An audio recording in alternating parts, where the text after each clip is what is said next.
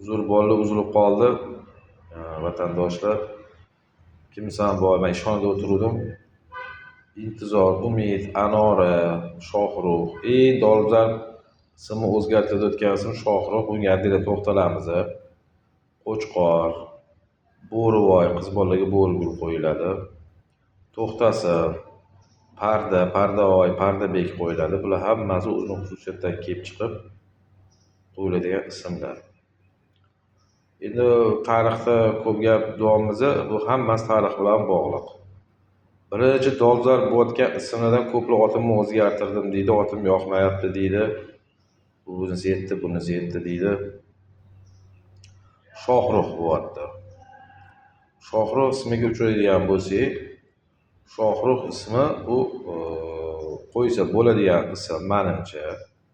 Sababi agar hozir ilmli odamlar, bar Amir Temur paytidagi ilmli odamlar yo'q, unaqa din bo'yicha kam bo'lsa ham men ko'rmadim. Sababi Amir Temur bobomizning o'g'illarining ismi ham Shohrux Mirzo bo'lgan. Qo'qon xonligining ham asosi Shohrux biy bo'lgan.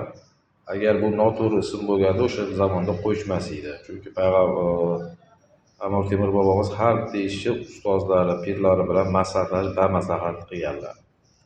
Shohrux ismiga o'tadigan bo'lsak, shoh degani forscha ism, bu Shohrux degani arabcha emas. Chunki aytdim boshida, o'zbek ismlarining katta qismi arabcha bo'lgani bilan forscha ismi ham katta o'rin tutadi. Shohrux forscha, arabchadan olmaymiz, endi biz forschadan olamiz. Ko'plar arabcha tushunib, shoh bilan ruh bu g'ayibli ilmi deydi. To'g'ri, g'ayibli ilmi ruh farishtalar ham bilmaydi, hattoki ruh anaqasini javobini. Bu forscha ism bo'lib, forschada ruh degani birinchi ma'nosi yuz, chehra degan ma'noda ketadi. Ikkinchi ma'nosi vazir degan ma'noda ketadi. Endi o'zbekchada ismlar shakllanishi kerak. Ikkita so'zdan bitta so'z yasaladigan xususiyati bo'lgani uchun shoh bilan vazir bitta odamda degan ma'noda ketadi. Ruh degani bu vazir degani o'zi. Arabchadagi ruhga o'tmaylar. Mana shu narsani bilish kerak deb o'ylayman. Endi agar shunaqa spor bo'lsa, yana o'zingizga kattaroq olim ulamolar maslahatlashib olinglar. Keyingisi sportni ism bo'layotganlardan bittasi Maftuna deyishdi. Maftuna ismi o'zgartiringlar. Nimadir. Maftuna ismi bizning tushunchamiz bo'yicha lug'aviy ma'nosini men bilmayman.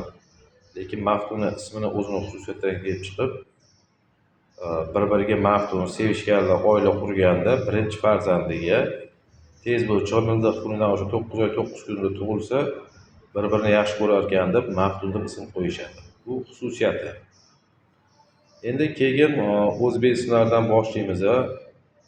Nima deyilishini? O'lmas deb ism qo'yiladi. Nimaga? Boshqa chiroyli ismlar bor-ku. Yo, bu urf-odat, irim-sirimga qaratilgan ism. Misol uchun, undan oldingi ko'p farzandlar o'lsa, bizda o'zbeklar, turkiy xalqlar hammasi bolajon xalq musulmonlar. Nobud bo'lsa yoki ikkinchi sababi tug'ilganda o'zi misol uchun Rustam qo'yiladi Rustam yoki Ibrat deb ism qo'yishadi. Lekin u bola ko'p qiyinchilik ko'radi, kasal bo'ladi. Ko'p kasal bo'ladi yo o'lim holatiga kelib qolganda qariyalar aytadi, otini o'zgartir, oti og'irlik qilyapti, o'shanda o'lmas qo'yishadi. Shu bolalarga oti o'lmas qo'yiladi. Asosan xususiyatiga qarasanglar, o'lmas degan bolalarning asli u ikkinchi oti bo'ladi. Birinchi oti boshqa ularning o'zi. Javohir bo'lishi mumkin, Husniddin bo'lishi mumkin, Bobur bo'lishi mumkin. Mana shu o'g'il bolalarga o'lmas, qiz bolalarga o'lmas ot qo'yiladi. Tursunoy degan ism. Bu ham xuddi shunaqa, sal boshqacharoq. 90% bir-biriga yaqin xususiyatda kelib chiqadi. Sotboldi ham xuddi shunaqa, bu oilada tug'ilmadi, uni ko'chadan sotib oldi deb irim-sirim pul berib, shunaqa qilingan anaqalar. O'g'iloy, oilada ko'p qiz tug'ilsa, 2-3-dan keyin 4-qiz, 5-qizlarga o'g'iloy qo'yiladi. Keyingisi o'g'il bo'lsin degan ma'noda. Undan keyingisi xoldor, xoli katta bo'lib tug'iladi. Xolmat deydi, xolmirza deydi. U xol kattalashib ketmasin. Yo Xolida deydi qizlarda, Halima deydi. O'zi Halima arabcha so'zi, lekin biz o'zbekchalashtirib olganmiz. Ba'zi bir katta xoli, ko'p xolilarda ham Halima, Xolida qo'yiladi. Xoli ko'payib ketmasin, xunuk bormasin, yuzini tuzilishini degan ma'noda.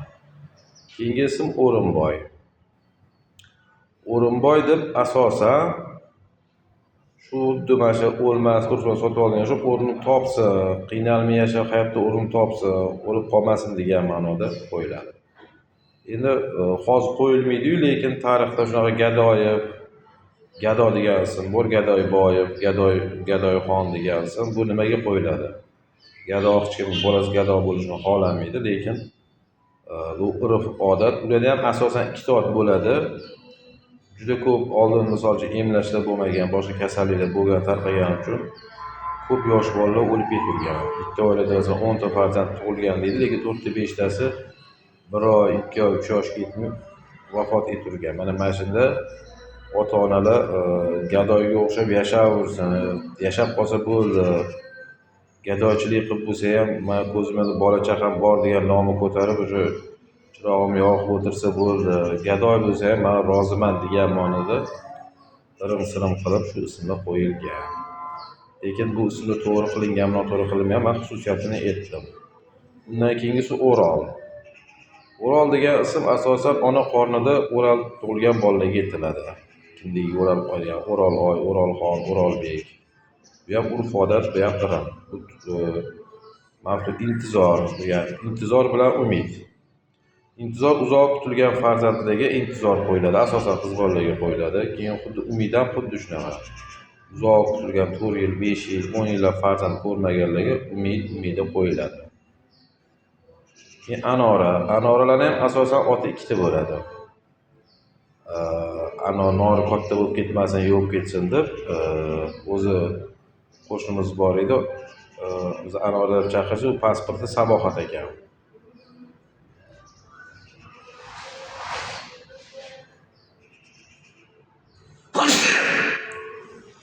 Alhamdulillah.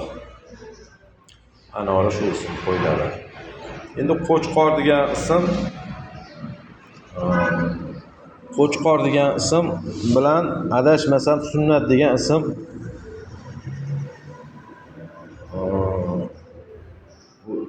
qiz bolalarga qo'yilmaydi, faqat adashmasam shu ism. Buni xususiyati qanaqa Qo'chqorni? Qo'chqorni qo'yishini sababi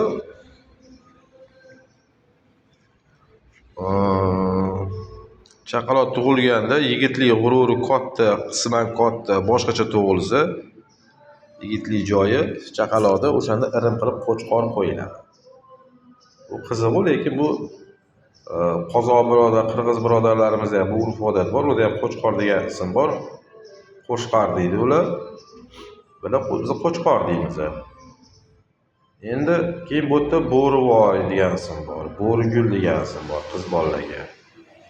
Lekin bularga qiziqsam, bularda asosan ikkita ism qo'yiladi. Qiz bolalarga ikkita ism qo'yiladi. O'g'il bola xunuk bo'lib qolmasin, qiz bola turmushga chiqib o'tganda kelajagida deb. Bu asosan tishi bilan tug'ilgan farzandlarga Bo'ri deb ism qo'yiladi. Nimaga endi Bo'ri, nimaga Arslon qo'yilmaydi, nimaga Silovsin qo'yilmaydi, Burgut qo'yilmaydi? Ular ham tishi bor-ku, deyishlar mumkin. Lekin endi biz Turkiya xalq bo'lganimiz uchun bizning hududda bo'rini boshqacha qadrlashadi bu hayvonni. Ota-bobolarimiz 3000 yil, 4000 yil oldin ham bo'ri bilan asorati qalay ko'p. Afsonalar bo'yicha Turkiya xalqi bu bo'rini avlodlari ekan. Afsona bu endi to'g'ri kelmaydi mantiqqa. Turkiya o'sha paytda hali 2000-3000 yil oldin bo'yicha o'sha ota-bobolar tushunchasi shunaqa bo'lgan. Biz bo'rini avlodimiz degan. Balki o'shaning uchun bo'ri ism qo'yilgandir. Arslon qo'yilmagan. U paytda ham arslonlar bo'lgan bizning hududda. Lekin bo'ri qo'yilgan. Bo'ri juda mag'rur hayvon bo'lgani uchun hurmati ham shunaqa mag'rur bo'lsin deb aytiladi. O'shaning uchun bo'ri qo'yiladi. Bo'rivoy, Bo'rigul, Bo'rixon. Undan keyingisi To'xtasin. To'xtasin bilan Parda. To'xtasin degani o'g'il bolalarga ham, qiz bolalarga ham qo'yiladi. To'xtaoy, To'xtaxon qiz bolalarga qo'yiladi. To'xtabek, To'xtajon Nimaga deb o'ylaysizlar? To'xtasin, masalan, To'xtaniyoz ota kolbasa mahsulotlari bor. O'zim misol uchun aytaman, bu reklama emas. To'xtasin, To'xtamurod degan to'xta so'zi borlar, bular qiziqsanglar asosan 8-9 farzandlarga qo'yiladi, 10 farzandlarga. Xohlasa qo'yadi, endi bu majburiy emas. Sababi farzand ko'p bo'lgandan keyin Allohdan so'raydi, Allohim bergan ne'matingga shukr, bo'ldi, menga farzand yetadi deb. Shuning uchun To'xtasin, To'xtamurod qo'y, to'xtatgan farzand berishi deb Xudodan shunaqa so'rab, bu ham urf odat, lekin bu aniq kitoblarda yozilmagan. Bu o'zbekcha ismlar bo'yicha suhbat bo'lyapti. Qolgan birodarlarimizga, qo'shni respublikalarga, qolgan odamlarga to'g'ri kelmasligi mumkin. Ba'zi bir biz faqat o'zbekcha ismlar haqida suhbatlashdik. Undan keyingisi Parda degan ism bor, Ortiq bor, Ziyod degan ism bor, Ziyodalar bor. Bular Ziyodlar asosan sochi bilan tug'ilsa, sal ortiqcha narsalar bilan tug'ilsa Ziyod qo'yadi, yo ortig'i bo'lsa holi bilan yo ortuv joyi bo'lsa, ana o'shanda ortiq qo'yiladi. Ortiq aka deydi, Ortiqoy deydi. Keyin Parda bo'lsa, bu hozir qo'yilyaptimi deyman, lekin Pardayev degan familiyalar bor, Pardaboyev degan familiyalar bor.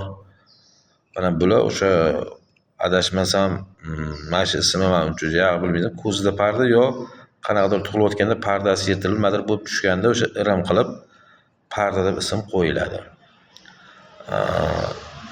Keyingi mavzular, agar ism bo'yicha o'zbek tilida juda qiziq ma'lumotlar ko'p. Agar kimgadir qiziq bo'lsa, yoqsa agar komment yozinglar, savol jo'natinglar, men qo'limga vaqtimga qarab javob beraveraman. Men endi boshlayapman bunaqa faoliyatni. Kimlargadir qiziq bo'ladi deb o'ylayman. Keyingi safardagi mavzular yana payg'ambarimiz haqida ismini qo'yilishi, biz o'sha ismdan foydalanishimiz, ma'nosi haqida gaplashishga harakat qilamiz. Hammaga oldindan rahmat. Yaxshida ko'rishguncha.